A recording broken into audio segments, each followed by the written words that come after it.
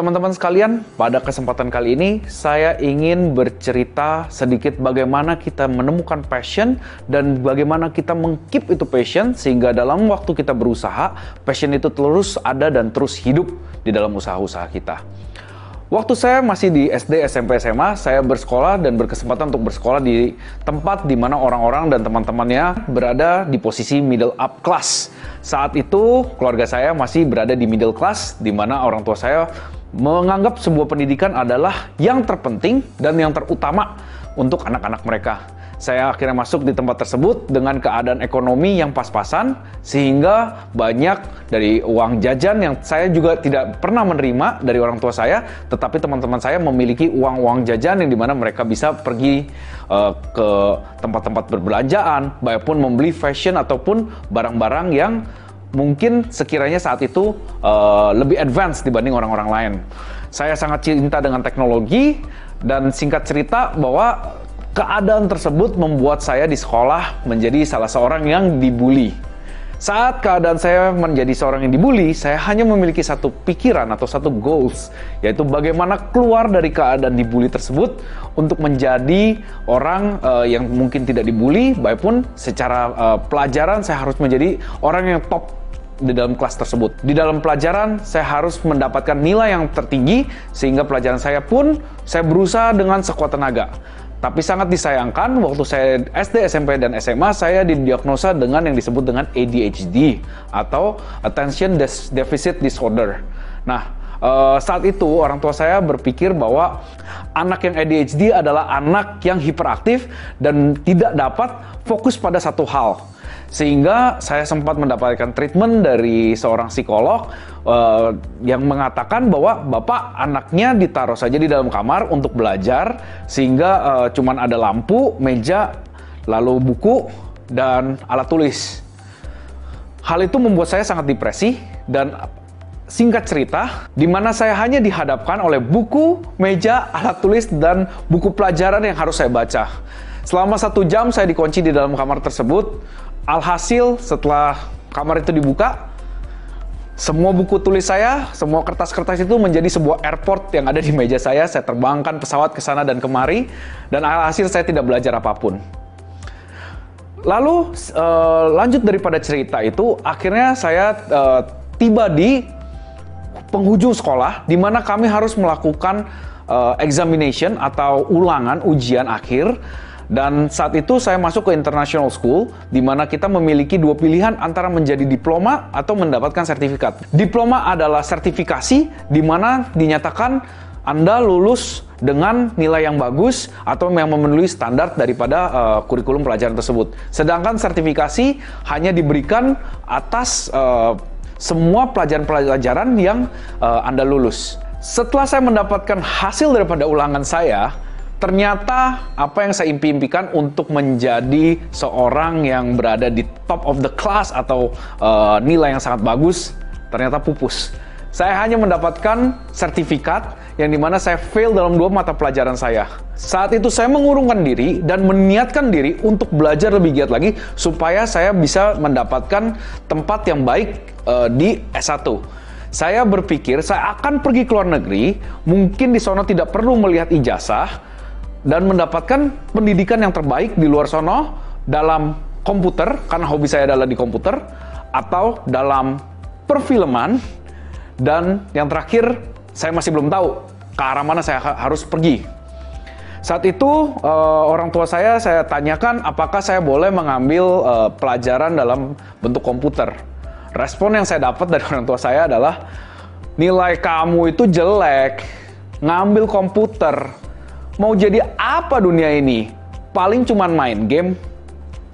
Akhirnya saya mengurungkan niat saya. Baiklah, saya tidak akan mengambil jurusan komputer. Saya mengganti haluan. Mungkin saya bisa masuk ke dalam perfilman. Alhasil saya mulai mengungkapkan pendapat saya lagi kepada orang tua saya. Pak, boleh nggak saya ambil perfilman? Ayah saya berkata kepada saya, coba lu pikirin, lu itu Asia, pendek, ngafal aja jelek, boro-boro baca skrip. Untuk ngafalin skrip aja, untuk ngafalin mata pelajaran aja, lu fail. Mau jadi apa di perfilman? Paling jadi peran pembantu. Wah, hancur harapan saya. Saat itu saya kebetulan sedang hobi nonton satu film Korea yang judulnya The Hotelier. Akhirnya saya memutuskan kayaknya di sono orang-orangnya keren, pakai jas, kemeja, ya kan, dan semua kelihatan sangat berpendidikan. Saya akhirnya minta izin ke ayah saya, apakah saya boleh untuk masuk ke kuliah perhotelan. Karena saya melihat saat itu film-film Korea yang dimainkan di Hotelier dengan aktor-aktor dan aktris-aktris yang lumayan elegan, semuanya berpakaian dengan sangat sopan, memiliki kelas, sehingga saya berpikir satu saat nanti saya akan menjadi seperti artis-artis yang ada di dalam film tersebut. Lalu ayah saya menyetujui permintaan saya dan mengabulkan untuk saya boleh berkuliah di Switzerland. Nah, goal berikutnya yang saya buat saat saya ingin pergi ke Switzerland itu adalah saya ingin membuktikan bahwa dengan hasil yang kurang baik saat saya di SMA, saya boleh mendapatkan hasil yang mungkin lebih maksimal saat saya berada di perhotelan Switzerland. Saya masuk di sekolah di perhotelan di Switzerland sambil mengeksplor dari dalam diri saya belajar bahwa ternyata ADHD adalah sebuah keuntungan, bukan sebuah kekurangan. Dan dari situ, saya belajar bahwa keunikan yang saya miliki adalah mengerjakan satu hal bukan hanya satu hal saja, tetapi lebih dari satu hal tersebut. Selama di Switzerland saya belajar, saya melakukan multitasking tersebut, dan alhasil saya mendapatkan nilai yang sangat tinggi. GPA saya saat itu adalah 3,8. Nah, sharing saya kali ini, saya ingin teman-teman juga untuk belajar bahwa saat kita menemukan passion atau saat kita mencari passion kita, biasa kita mulai dengan goals-goals yang kecil. Saat kita mencapai goals-goals kecil tersebut, kita sudah merasa puas. Kepuasan dalam diri kita hanyalah sesaat. Berlanjut daripada cerita yang tadi saya ceritakan, saat saya mendapatkan GPA 3,98, di mana saya mendapatkan predikat honors degree di dalam bachelor degree saya sudah membuktikan kepada orang tua saya sudah membuktikan kepada teman-teman saya yang tadinya di SD, SMP, dan SMA, saya tidak dapat mencapai nilai maksimum, saya menjadi seorang yang dibully. Di sana saya menjadi salah seorang murid teladan, disayangi oleh semua guru, menjadi primadona di sekolah, mendapatkan nilai yang sangat tinggi, dan alhasil saya hanya mendapatkan yang saya sebut dengan kebahagiaan, tapi hanya sebatas. Karena setelah saya lulus dari Switzerland, saya merasakan kehampaan dan saya bertanya kepada diri saya, apa yang harus saya lakukan lagi? Akhirnya, tiba saat di mana kita diwisudahi, di mana kita telah meluluskan segala mata kuliah yang kita lakukan dan boleh berhak untuk mendapatkan ijazah. Di situ ada rektor-rektor kami, ada deans yang memanggil masing-masing daripada murid untuk diberikan ijazah mereka dan diberikan penghargaan serta foto bersama rektor dan deans yang memimpin sekolah tersebut. Hari itu saya datang dengan sangat bangga. Saat itu saya masih ada ibu saya dan papa saya datang ke Switzerland bersama keluarga. Saya dipanggil nama saya. Nomor urutan 1, Ricky Antonio dengan GPA 3,8, silakan datang ke panggung. Dengan bangga saya naik ke panggung, saya terima ijazah tersebut, saya salami, lalu kita berfoto. Setelah saya turun, rektor saya berbicara kepada publik, dia membuka satu bahasan. Selamat kepada mereka yang sudah mendapatkan summa cum laude, karena mereka adalah orang-orang yang akan memimpin perusahaan. Dengan posisi yang direktur, hidup mereka akan mapan, gak usah takut. Lalu kembali dipanggil teman-teman saya yang dengan predikat A dan B, dan setelah mereka menerima ijazah dan berfoto, rektor saya kembali berbicara, selamat kepada kalian yang menerima predikat A dan B, sebab kalian yang akan menjadi manajer maupun pekerja, dan kalian dijamin tidak akan kehilangan pekerjaan sebab kalian memiliki skill yang dimiliki di dalam dunia pekerjaan atau di marketplace. Setelah itu dipanggillah teman-teman saya yang dengan predikat C dan D. Setelah mereka menerima ijazah, kembali rektor tersebut berkata, selamat kepada kalian karena kalian adalah pemilik dari perusahaan yang tadi sudah saya panggil sebelumnya. Saya merasa sangat disappointed, saya merasa sangat sedih karena segala sesuatu yang saya cita-citakan dari SD, SMP, dan SMA akhirnya boleh terjadi, tetapi tidak mendapatkan satu penghargaan khusus dari orang-orang yang saya pandang, saat itu adalah rektor-rektor saya. Saya berharap rektor saya akan mengatakan kepada saya bahwa selamat, Anda telah mendapatkan summa cum laude, Anda dapat menjadi bilioner sejati atau apapun itu, tetapi saya tidak dapatkan itu. Saya menceritakan hal tersebut kepada orang tua saya, kepada ayah saya, kepada ibu saya. Papa dan mama saya hanya berkata, "Nak, apa yang telah kamu cita-citakan, apa yang telah menjadi goals dalam diri kamu, itu adalah hal-hal yang bersifat kecil. Coba berpikir lebih besar, coba membuka hati lebih besar, dan memikirkan goal-goal dan hal-hal yang lebih besar, sehingga dampak daripada goals yang kamu lakukan tidak hanya berdampak pada egomu semata, tetapi membuahkan hasil kepada dunia." Saya merenungkan beberapa kali mengenai hal tersebut. Saya bertanya juga kepada teman-teman saya, apa sih yang dimaksud dengan goal-goal tersebut? Saya tidak mendapatkan hasilnya. Saya lanjut dengan kehidupan saya. Saya lanjut dengan pencapaian cita-cita dalam diri saya. Akhirnya saya memutuskan untuk pergi dan berpindah ke Kanada. Di Kanada saya melanjutkan studi saya. Saya bersekolah dalam bidang bisnis. Saya menganggap bahwa saya dapat mengambil bukan hanya satu jurusan, tapi 2 jurusan sekaligus. Kalau saya bisa melakukan ini adalah pencapaian paling besar dalam edukasi saya, dalam karir saya. Saya mengambil jurusan bisnis administrasi dan science in international business. Dalam benak saya, ini adalah goals yang jauh lebih besar, goals yang jauh lebih challenging dibanding goals yang pernah saya lakukan sebelumnya. Saat itu, saya tidak lagi memikirkan tentang akan mendapatkan nilai bagus, tetapi memikirkan apa yang akan saya pelajari dari pelajaran yang sudah saya ambil di Kanada. Alhasil, saya lulus dan lolos dari MBA dan MSCIB yang saya pelajari, dan saya memutuskan untuk mencari pekerjaan di Kanada. Alasan yang ada dalam benak saya saat itu adalah untuk men-challenge diri saya mendapatkan pekerjaan di tempat paling susah di dunia. Vancouver, waktu itu adalah tempat di mana orang-orang berkumpul dari seluruh dunia. Mereka datang ke situ untuk mencari pekerjaan. Saya berkata kepada diri saya akan sangat merasa bangga dan sangat senang kalau saya bisa mendapatkan pekerjaan di Vancouver dan mendapatkan PR di sana. Alhasil, karena susahnya untuk mencari pekerjaan, saya bekerja serabutan. Saya sempat bekerja 5 pekerjaan sekaligus. Saya bekerja pagi di restoran, saya bekerja siang sebagai driver untuk pizza delivery. Lalu sore saya bekerja sebagai pramusaji, dan pada malam hari saya bekerja juga untuk outsourcing, yaitu membuatkan dokumen-dokumen kepada teman-teman saya secara online. Saya mengemban pekerjaan itu selama kurang lebih 6 bulan sebelum saya bekerja di perusahaan IT yang saya sangat impikan sejak SD. Di sini, teman-teman, saya ingin menceritakan satu goals demi goals yang semakin lama semakin besar dan semakin men-challenge dalam kehidupan saya. Dan saya merasa setiap goals yang saya capai, saya sudah pada titik di mana terbaik dalam hidup saya. Tetapi, saat saya mendapatkan pekerjaan di perusahaan IT tersebut, saya merasa hampa. Saya merasa kehilangan arah, dan saya merasa bahwa apapun yang saya impikan, walaupun sudah tercapai, tetap masih ada yang kurang. Dalam pencarian sebuah passion, di sini saya baru merealisasi atau memikirkan kembali apa yang dikatakan oleh orang tua saya sebelumnya. Goals yang kita capai, janganlah goals atau hal-hal yang kecil yang bersifat hanya untuk tujuan pribadi. Tetapi pikirkanlah goals besar yang dapat mengubah dunia atau memiliki impact secara sosial di mana kita berada.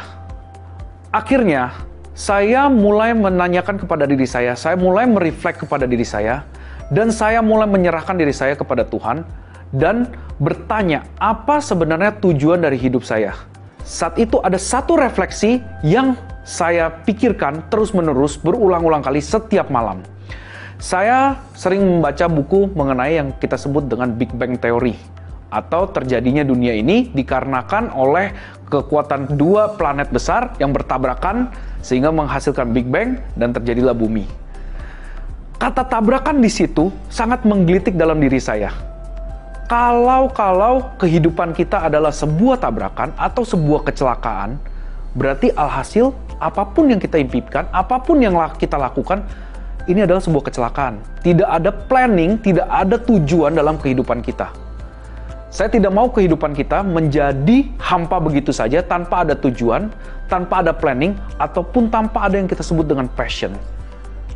Saya menggali ke dalam diri saya lebih lagi, saya berkata kepada Tuhan, saya mulai saat itu berdoa dan berkata, Tuhan, apa yang Engkau inginkan di dalam kehidupan saya, sehingga saya bukan lagi hanya berpikir terhadap goal-goal kecil, tapi saya ingin bersandar kepada Engkau untuk hal-hal yang lebih besar yang Engkau benar-benar berikan kepada diri saya. Sebab saya tidak ingin kehidupan saya menjadi sebuah kecelakaan.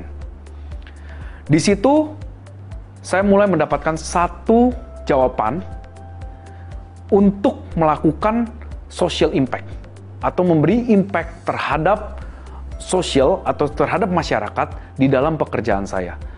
Pekerjaan saya saat itu sudah berusia 4 tahun di dalam perusahaan. PR yang saya idam-idamkan atau permanent residence yang saya idam-idamkan sudah di depan mata. Saya sudah dipanggil untuk yang disebut dengan flagpole atau keluar dari negara Kanada, kembali lagi ke Kanada untuk mendapatkan PR acceptance. Hal yang menggelitik dalam diri saya setelah saya mendapatkan PR dan segala sesuatu yang saya impikan adalah pertanyaan di dalam diri saya, mengapa karir yang saya tunggangi sekarang ini atau karir yang sedang saya berada sekarang ini hanyalah stagnan dan tidak naik. Semakin saya mendalami pertanyaan tersebut, semakin saya merefleksikan pertanyaan tersebut, saya menemukan satu problem yang ternyata bukan hanya saya yang mendapatkan problem tersebut, tetapi juga orang-orang yang berada di sekitar saya.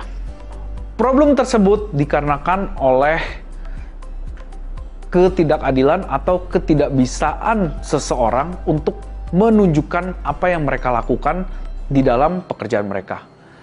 Saat itu saya bekerja, saya merupakan minoritas di Kanada. Kita yang imigran adalah orang Asia, dan di dalam perusahaan yang dapat naik pangkat hanyalah orang-orang yang berkulit putih atau kita sebut kalau dalam bahasa Indonesianya orang-orang bule.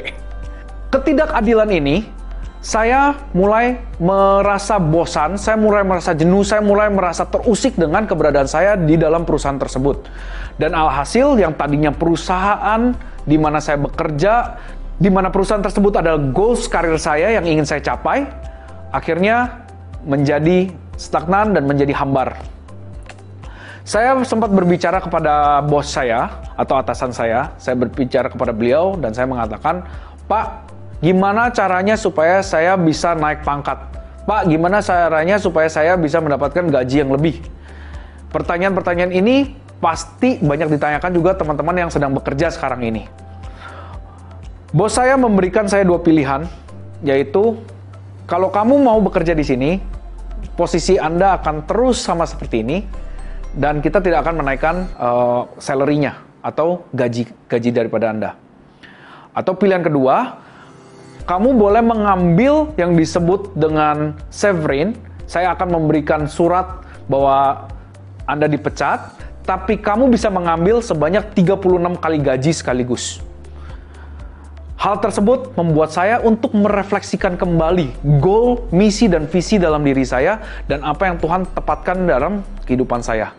Saya mengambil waktu 1 tahun untuk melakukan refleksi terhadap apa yang saya ingin lakukan, terhadap keseharian saya, untuk memperbaiki dan mengambil sikap tentang karir saya ke depannya.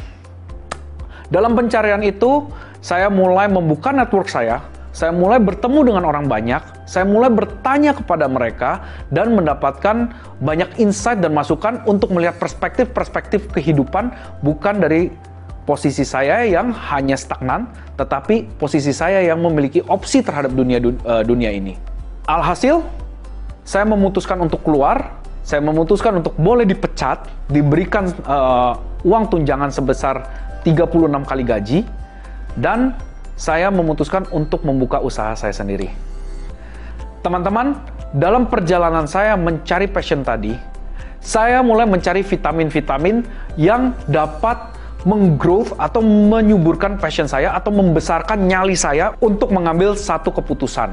Vitamin-vitamin tersebut adalah mulai membuka koneksi dengan orang lain, mulai melihat pandangan bahwa kita tidak hanya dirumuskan untuk hidup begitu-begitu saja, tetapi kita memiliki opsi atas segala keputusan yang kita mau ambil, mulai memikirkan bahwa kehidupan kita bukanlah suatu kecelakaan, tetapi kehidupan kita adalah sebuah anugerah dan sebuah kesempatan untuk memberikan dampak yang terbaik bagi dunia ini. Vitamin-vitamin tersebutlah yang akan menjadi sebuah akar daripada passion saya saat saya mulai memutuskan untuk membuka usaha. Selama 1 tahun, saya menuliskan kejadian-kejadian dalam hidup saya. Saya mulai menuliskan berbagai macam masalah yang terjadi di dalam kehidupan saya. Dari setiap masalah itu, saya mulai menyadarkan diri saya juga kepada Tuhan.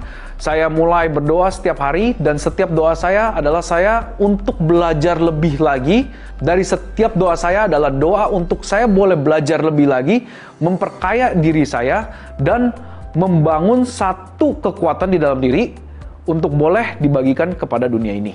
Pergumulan saya dalam 1 tahun itu tidaklah mudah. Banyak kejadian yang membawa saya ke atas, baik pun ke bawah. Saya mulai dengan konsep satu bisnis, yaitu Human Capital Management. Pada saat itu saya berpikir bahwa manusia selayaknya adalah sebuah kapital, sebuah aset, karena kalau kita men-treat manusia lain sebagai resources, maka kita akan tendensi untuk mendeplete resources tersebut. Teman-teman ingat, apa yang orang tua saya telah katakan mengenai goals dan achievement, bukanlah achievement terhadap apa yang saya dapat lakukan terhadap diri saya sendiri, tetapi kepuasan itu datang saat kita melakukan hal-hal yang besar untuk dilakukan untuk dunia. Saya ingin menantang teman-teman semua. Teman-teman boleh mengambil bolpen, boleh mengambil handphone, satu catatan yang teman-teman tak akan lupakan, yang bisa dilihat sepanjang hari untuk 5 tahun ke depan. Goals-goals apa sajakah yang teman-teman ingin lakukan yang dapat merubah dunia atau memberikan keuntungan kepada dunia, dan step-step apa yang teman-teman akan lakukan untuk mencapai goals-goals tersebut. Selalu ingat bahwa uang atau achievement atau keberhasilan kita tidak akan membawa kita kepada yang kita sebut dengan kesenangan atau fulfillment. Sebab segala pencapaian kita tidaklah akan menjadi berarti tanpa kita bisa memberikan value kepada dunia ini. Teman-teman semua, saat bos saya memberikan 2 pilihan antara saya tetap bekerja di tempat tersebut dan menjadi stagnan, atau saya mengambil keputusan untuk keluar daripada tempat pekerjaan tersebut dan mengambil satu kesempatan yang mungkin kelihatan lebih besar, saya mencari tahu ke dalam diri saya apa yang menjadi kebahagiaan sesungguhnya.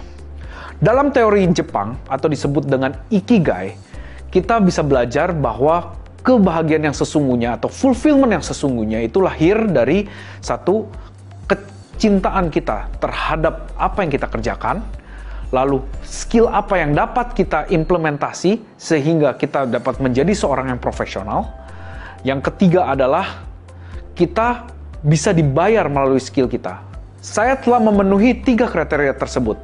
Ada satu kriteria yang masih menggelitik dalam diri saya, yaitu kriteria what does the world needs. Itulah pencaharian yang sebetulnya, pencaharian sejati kebutuhan dunia terhadap diri saya dan apa kegunaan hidup saya untuk dunia ini. Dalam teori Ikigai, 4 komponen ini bila disatukan, kita akan mendapatkan yang kita sebut dengan fulfillment atau kebahagiaan yang sejati dalam pekerjaan, baik pun dalam passion yang kita lakoni. Saya ingin menantang teman-teman sekalian untuk melihat ke dalam diri teman-teman dan menanyakan kepada diri kalian dengan pertanyaan-pertanyaan sebagai berikut. 1. Apa yang menjadi kesenangan kalian? What do you love to do? Yang kedua, what do you think that you're doing best? Apa yang menjadi pro bagi kalian atau skill-skill apa yang kalian anggap kalian adalah pro-nya? Yang ketiga adalah menurut kalian dari skill-skill yang kalian pro, bagaimana kalian akan mendapatkan atau menghasilkan uang? adakah orang yang mau membayar kalian dengan keahlian-keahlian yang kalian miliki? Dan yang keempat, menurut kalian apakah value daripada skill-skill kalian sehingga melalui skill-skill kalian, kalian dapat memberikan suatu value added di dalam dunia ini?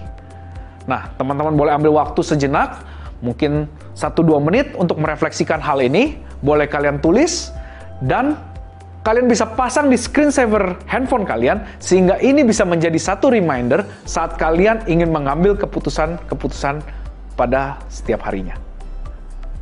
Teman-teman, saya menyebutkan saat ini saya sedang dalam pencarian jati diri saya sedang dalam masa inkubasi atau saya sedang masa untuk mengetahui apa tujuan hidup saya. Saya menyebut dalam kata-kata vitamin sebelumnya, karena pada dasarnya, sebuah vitamin adalah asupan nutrisi yang kita butuhkan dalam kesehari-harian dan digunakan untuk perkembangan daripada kehidupan kita. Sama seperti passion yang juga merupakan sebuah api yang membara atau semangat yang membara untuk melakukan bisnis atau kehidupan kita sehari-hari. Vitamin sangat dibutuhkan supaya kita tetap bersemangat dalam menjalani passion yang kita miliki. Nah, apakah contoh-contoh dari vitamin-vitamin tersebut? 1. Always surround ourselves with the healthy environment. Environment sangat menentukan apakah kita akan bersemangat, apakah kita akan down saat menghadapi satu masalah. So, always surround yourself with a healthy environment atau positive environment. Yang kedua, seperti yang saya lakukan pada cerita saya sebelumnya, mencari orang-orang yang memiliki misi yang sejalan. Kita memiliki misi yang besar, tapi kalau kita tidak memiliki orang-orang atau teman-teman yang dapat memberikan kita pandangan lain dengan misi yang sama, maka kita akan menjadi stagnan saat kita mendapati sebuah masalah. Jenis lain daripada vitamin adalah buku-buku yang dapat membantu Anda menuju tujuan Anda atau menuju kesuksesan Anda. Nah, teman-teman sekalian, banyak buku-buku yang kita baca, tapi kadang-kadang buku-buku itu tidak sesuai dengan tujuan kita. Sehingga saat kita memilih buku, pastikan buku-buku yang Anda baca adalah... tunggu bentar, gatel. Saat kita memilih buku, pastikan buku-buku yang Anda pilih adalah buku-buku yang menuju ke arah goal dan kesuksesan Anda, serta ditulis oleh orang-orang yang memiliki pengalaman yang similar dengan tujuan Anda. Dan yang terakhir, carilah pendamping, mentor atau coach yang dapat mengangkat Anda untuk menuju tujuan Anda 10 kali lebih cepat. Pertanyaannya, apa visi misi atau tujuan dari passion atau kesuksesan kalian? Dan apakah teman-teman sekalian sudah memiliki environment yang mendukung, orang-orang yang mendukung, atau bacaan-bacaan buku-buku yang mendukung?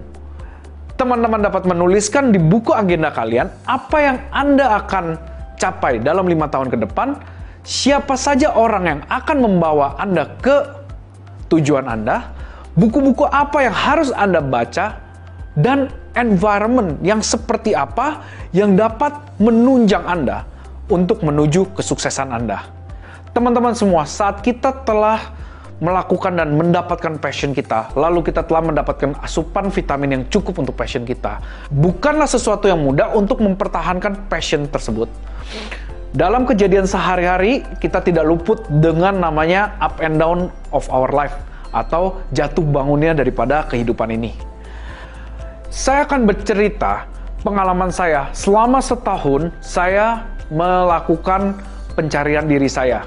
Saat itu saya menghadapi banyak rintangan dan masalah, banyak rise and banyak fall, banyak kesenangan, banyak juga kesedihan yang saya hadapi dalam setahun tersebut. Saya melihat bahwa setiap keadaan atau setiap posisi dalam kehidupan merupakan satu pembelajaran yang dapat saya bawa sebagai bekal di dalam menjalankan passion saya tersebut. Saya menuliskan satu buku yang setiap harinya berisikan satu pembelajaran saya terhadap hari itu dan apa yang saya cita-citakan dan saya lakukan melalui doa. Saat itu ada satu kesempatan di mana saya merasa sangat terpukul dalam kehidupan saya. Saat itu saya kehilangan dompet saya berserta semua isi-isinya. Saya sempat berpikiran kembali, ada pikiran negatif yang muncul dalam benak saya, dan mengatakan bahwa satu kejadian terjadi di pagi hari, maka itu akan menentukan seluruh hari saya. Pikiran-pikiran negatif tersebut merusak semua positivity yang telah saya bangun melalui vitamin-vitamin yang telah saya asup sebelumnya. Saya sempat down dan saya berkata bahwa passion saya tidaklah valid. Bahwa passion yang saya lakukan seharusnya berubah. Atau panggilan hidup saya, tujuan daripada hidup saya seharusnya tidak seperti ini. Saat itu saya mengambil kesempatan untuk berbicara kepada salah seorang teman saya. Teman saya hanya berkata, adakanlah waktu, bekerjalah lebih smart, jangan bekerja dengan tenaga. Teman-teman, saya ingin membagikan satu pembelajaran di sini. Saat satu kejadian atau accident terjadi dalam kehidupan kita, always refresh back atau focus back to the mission that we have. Jangan sampai distraction itu menjadi satu blockage atau menjadi satu batu sandungan sehingga apa yang kita cita-citakan, apa yang kita tuju, passion yang ada di dalam diri kita redup dan mati begitu saja. Yang kedua, always divide your time. Tidak selamanya kita melakukan passion kita dan kita hanya fokus hanya untuk melakukan pekerjaan-pekerjaan kita saja. Tetapi always have a leisure time di mana kita bisa relax dan kita take a step back from our works dan memikirkan solusi-solusi yang dapat membantu kita untuk maju 10 kali lebih cepat. Perumpamaan yang saya akan umpamakan adalah ibarat segelas air. Segelas air ini tidaklah berarti kalau kita hanya memegangnya dalam waktu 1 detik, 2 detik, 1 menit, 2 menit. Tetapi, jika kita diminta untuk memegang gelas ini untuk jangka waktu yang panjang, kurang lebih 1 bulan atau 1 minggu, maka gelas ini akan menjadi problem bagi kehidupan kita. Begitu juga dengan berbagai macam problem yang ada dalam kehidupan kita, kita harus memiliki waktu untuk memanage problem-problem tersebut, mengangkat gelas itu pada waktunya, dan tahu kapan untuk meletakkan gelas tersebut. Melanjutkan cerita saya yang sebelumnya, saat saya meletakkan problem saya mulai bertanya kepada teman-teman saya mulai mendapatkan sebuah jawaban.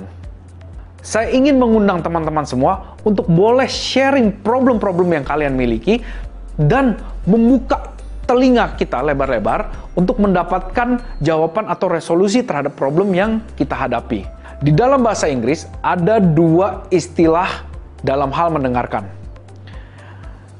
Yang pertama adalah to hear, yang kedua adalah to listen. Yang membedakan adalah hearing, kita hanya mendengarkan sekelibat, sedangkan listening adalah saat kita mendengarkan dan kita menganalisa dan memberikan respon terhadap apa yang kita dengar. Saya ingin mengundang teman-teman, saat Anda berbicara dengan teman-teman kalian atau orang-orang yang ada di luar sana mengenai problem-problem yang Anda miliki, coba untuk listening atau coba untuk mendengarkan pendapat mereka dan merespon daripada apa yang telah Anda dapat dalam sebuah note kecil atau dalam sebuah catatan yang dapat Anda review kembali. Dan yang terakhir, dalam hal rise and fall atau dalam saat kita menghadapi problema dalam kehidupan kita, seperti saat saya menghadapi problem-problem dalam pencarian jati diri saya, always treat your failure as a learning point. There is never a failure until you say it's a fail. Tidak ada kata gagal sampai kita mendeklarasikan kegagalan kita. Yang ada hanyalah waktu untuk kita boleh belajar dan bangkit kembali sehingga segala problema dalam kehidupan kita menjadi satu kekuatan untuk kita boleh menuju sukses yang kita impikan dan menghidupkan passion yang kita miliki. Teman-teman sekalian, mempertahankan passion bukanlah hal yang mudah. Apalagi ketika kita sudah berada di atas. Nah, saya ingin bercerita sedikit mengenai keadaan di mana waktu saya sudah berhasil mewujudkan impian saya. Saya sempat memiliki satu usaha di bidang human capital management, saya membuat software. Kami memiliki beberapa clients, sudah mendapat sedikit investment, sudah juga memiliki sebuah kantor di tempat yang premier di Jakarta.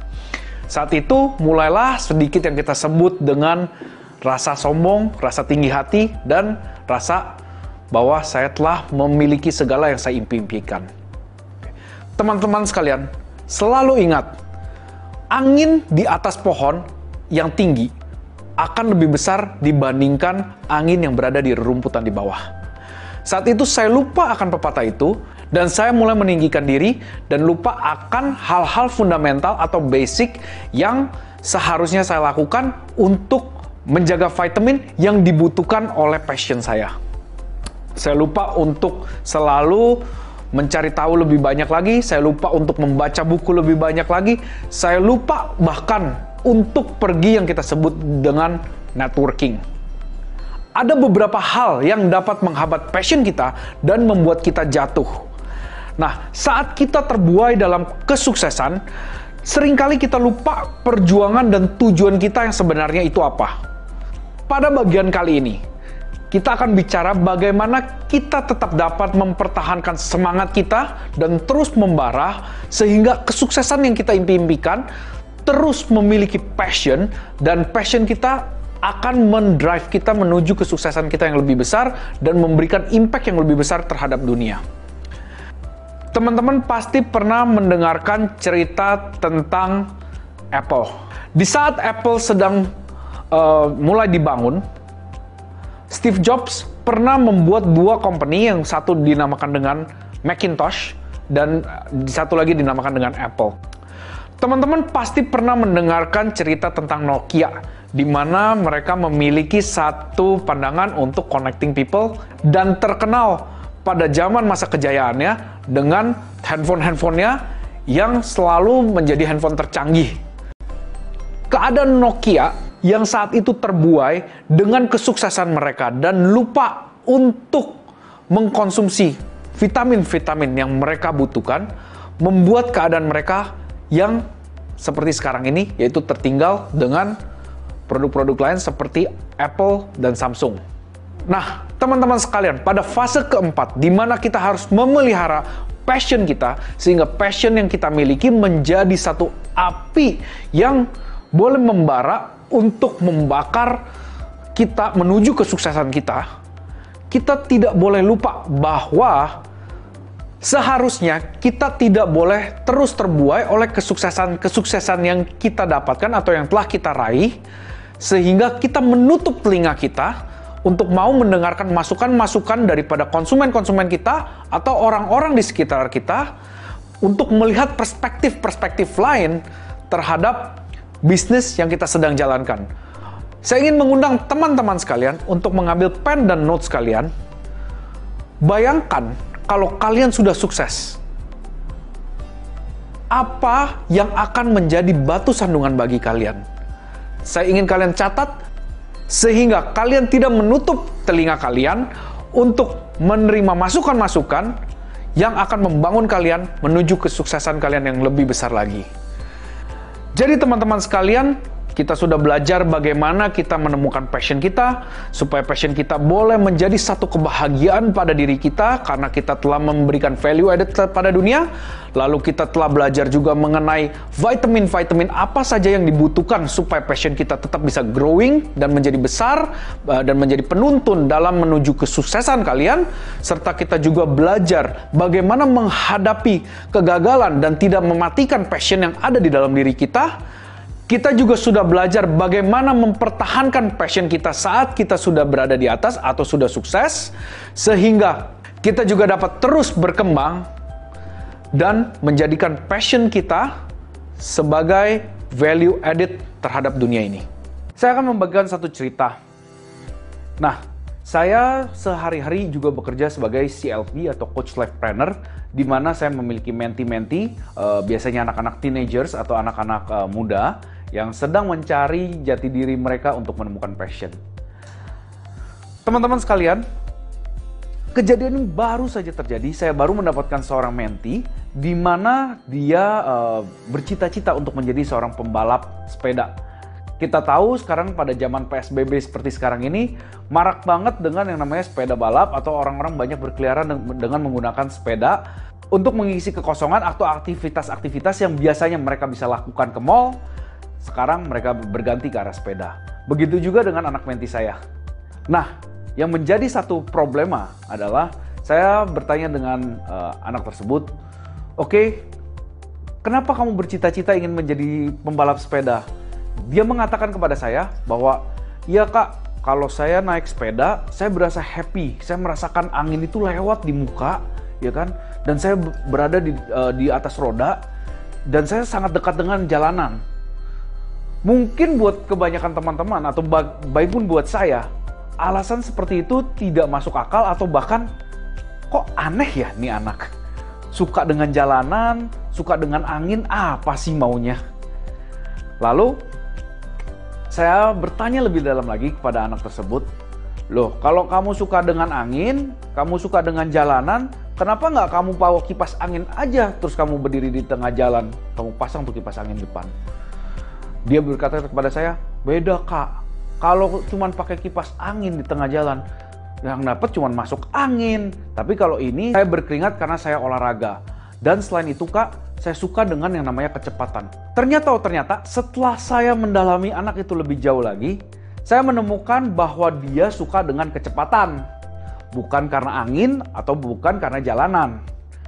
Lalu saya bertanya kepada dia, "Berarti kalau dengan kecepatan, kamu juga suka dong dengan naik motor atau naik mobil?" "Ah enggak kak, itu berhubungan dengan mesin. Saya suka yang sesuatu kinestetik." "Oh, kinestetik," saya bilang. "Berarti kamu suka lari?" "Enggak juga kak." "Lalu apa yang kamu suka? Rollerblade?" "Ah, rollerblade saya suka kak. Cuman masalah dengan rollerblade ya barangnya itu aja kak, kecil, ditaruh di seperti sepatu, pegel. Sedangkan dengan sepeda saya bisa melakukan itu berjam-jam tanpa saya mengeluh capek." Oke, berarti ada dua hal yang saya perhatikan di situ. Kesenangannya dia adalah bermain dengan sesuatu yang cepat dan melakukan sesuatu dengan kinestetik, tapi menggunakan alat, ya kan, yang dapat dia modifikasi. Nah, yang menjadi pertanyaan atau yang menjadi problema adalah kenapa anak ini suka dengan bermain atau kita bilang dengan hobinya sebagai seorang pembalap atau cita-citanya sebagai seorang pembalap, tetapi gitu kita bilang dengan sekolah, dia menolak sama sekali dengan sekolah. Saya menemukan satu hal yang sangat important dalam pembicaraan saya dengan anak tersebut. Yang menjadi problema adalah dia tidak menemukan greget atau dia tidak menemukan, sedangkan kalau dia bermain dengan sepeda, ini akan mendekatkan dia dengan cita-cita akhirnya. Cita-cita akhirnya adalah untuk menjadi seorang pembalap. Tapi kalau kita lihat passion anak ini adalah menemukan satu alat yang dilakukan oleh kinestetik atau dengan tubuhnya, sehingga alat itu boleh menghasilkan yang kita sebut dengan velocity atau kecepatan. Nah, teman-teman bisa lihat perbedaannya.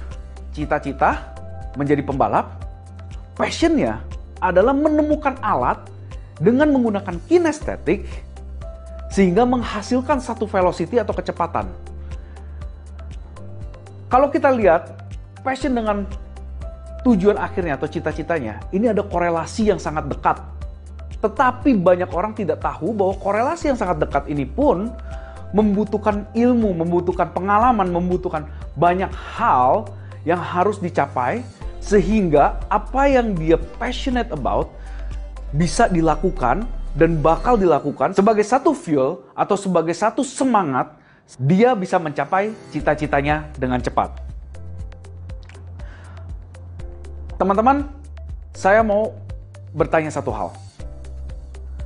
Apa cita-cita Anda? Dan apakah yang Anda lakukan, walaupun tanpa dibayar, Anda tetap akan melakukan dan memiliki korelasi yang dekat dengan cita-cita Anda? Berlanjut cerita saya dengan menti saya tadi. Saya lalu bertanya kepada anak tersebut, "Kamu sebegitu bencinya dengan sekolah, sehingga mama kamu mengirimkan kamu ke saya.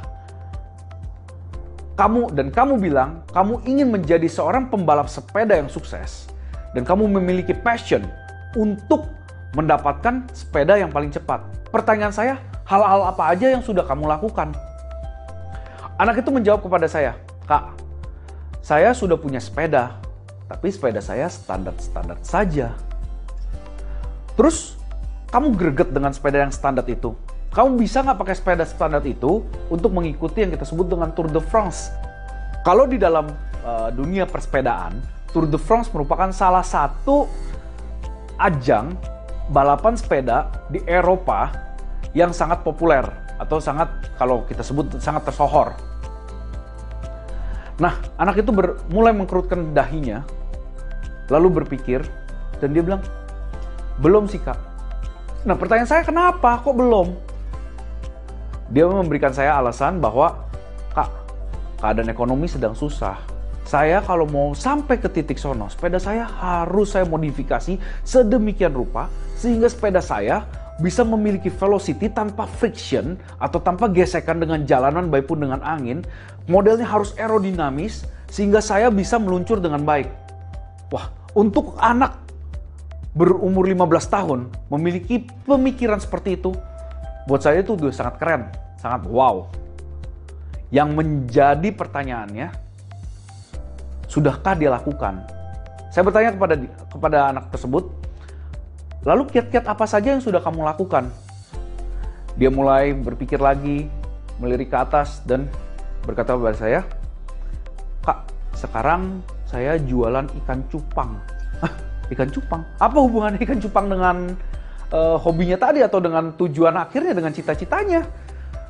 Dia bilang kepada saya, ya untuk dapetin duit dong kak. Gimana sih kakak ini? Lalu saya bertanya, berapa harga ikan cupang yang dia miliki? Dan sejauh ini apa yang dia berapa harga ikan cupang yang dia miliki? Dan sejauh ini sudah berapa banyak ikan cupang yang dia jual sehingga cukup uang untuk memodali modifikasi daripada sepedanya tersebut. Dia berkata kepada saya, ikan cupang termahal yang dia miliki itu dihargai dengan harga 50.000. Sejauh ini baru 3 orang yang beli. Berarti total hanya 150.000 yang sudah terjual atau sudah terkumpul dana untuk membangun sepedanya. Saya berlanjut dengan pertanyaan saya kepada anak tersebut, apakah kamu happy dengan menjual ikan cupang? Dia berkata kepada saya, enggak kak, sebenarnya piara ikan cupang itu bukan passion saya. Saya nggak passion tuh kak, liatin ikan, dikasih makan. Saya seperti jadi budaknya ikan. Saya seperti jadi pembantunya ikan. Lalu saya tanya sama dia, lalu kenapa kamu melakukan hal yang kamu nggak suka dan kamu lakukan terus-menerus? Dia mulai berpikir, dia mulai mengambil waktu untuk, kenapa ya kak? Bertanya kepada saya, kok saya mau ya ngelakuin ya kak ya?